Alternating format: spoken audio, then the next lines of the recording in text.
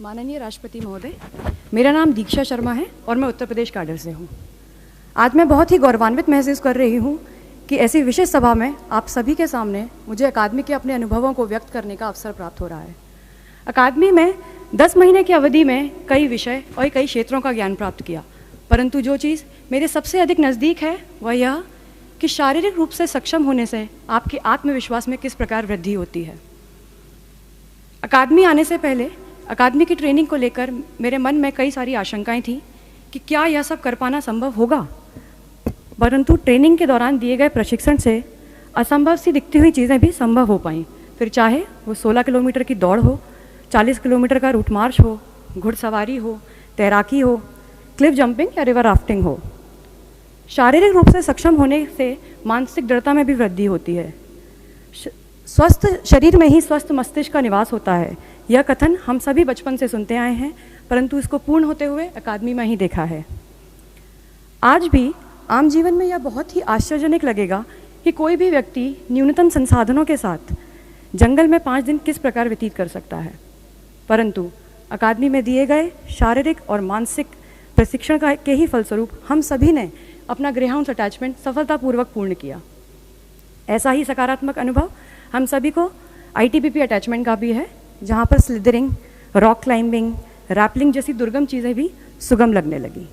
अंततः मैं यही कहना चाहूँगी कि मैंने यहाँ इस ट्रेनिंग में जिस प्रकार अपने आत्मविश्वास में वृद्धि की है, वैसा ही आत्मविश्वास मैं दूसरों में भी जगाना चाहूँगी। हमारी संस्कृति में कहे गए इस कथन कि पहला सुख निरोगी काया के संदेश को आज की युवा पीढ़ी तक पहुँचाना चाहूँगी। धन्यवाद सर। अब मैं अपने सह परिवीक्षाधीन अधिकारी केशव कुमार को अकादमी के अनुभवों को व्यक्त करने के लिए आमंत्रित करना चाहती हूँ।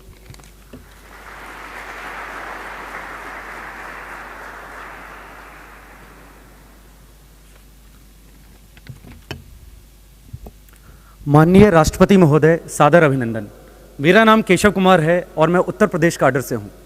ये मेरे लिए अत्यंत गर्व का विषय है कि मुझे आपके समक्ष अपने प्रशिक्षण से प्राप्त अनुभवों को व्यक्त करने का सुअवसर प्राप्त हुआ है। मैं इस 10 महीने के प्रशिक्षण को गागर में सागर की उपमा दूं तो यह अतिशयोक्ति नहीं होगी। मेरे अनुसार अकादमी में दिया जाने वाला प्रशिक्षण व्यक्तित्व का सर्वांगीण विकास करता है। पुलिसिंग के मूल विषय वस्तुओं का ज्ञान यहाँ का मुख्य उद्देश्य तो है ही, परंतु इसके साथ मुझे खुद को ऐसे कई आयामों में विकसित करने का मौका मिला जो शायद कहीं और नहीं मिलता।